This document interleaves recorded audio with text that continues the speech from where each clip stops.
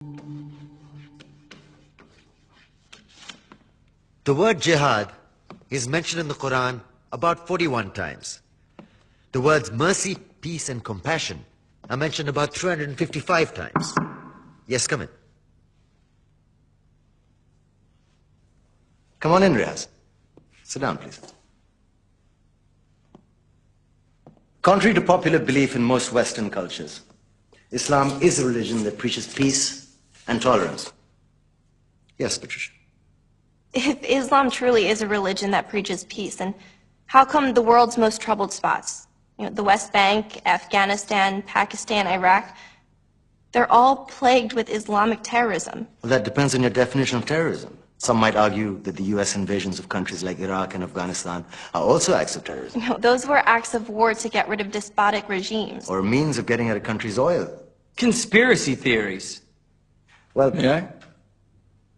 Yes, please. Go ahead, Riaz. Mr. Khan is right. I mean, if we're talking about terrorists, the world's biggest terrorists are the white superpowers. Come on now. No, really, stop and think about it. Explain 9/11. Okay. Do you know how many people died in the Twin Towers strike? Around 3,000. And do you have any idea how many people died in the bombing of Afghanistan? Take a wild guess. More than 15,000 people died. And that's just conservative figures. About 50,000 tons of explosives were dropped on innocent civilians. Men, women, children. Yeah, but that was because of the Taliban.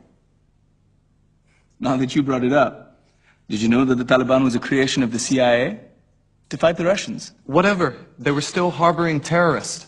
Yeah, right. Terrorists that were never found. Just like the weapons of mass destruction that were never found in Iraq. Do you want to get into the death toll in Iraq? 500,000 civilians and counting.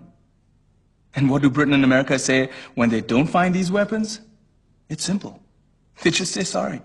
And still refuse to relinquish control of these countries. What are you trying to say? What I'm trying to say is that just because you're American, wear a fancy suit, and call yourself the president, doesn't make you any less of a terrorist. I'm saying that if you don't stop meddling in other people's countries, you will face a backlash. If Muslims like you feel that way, then why don't you get out of our country? We will.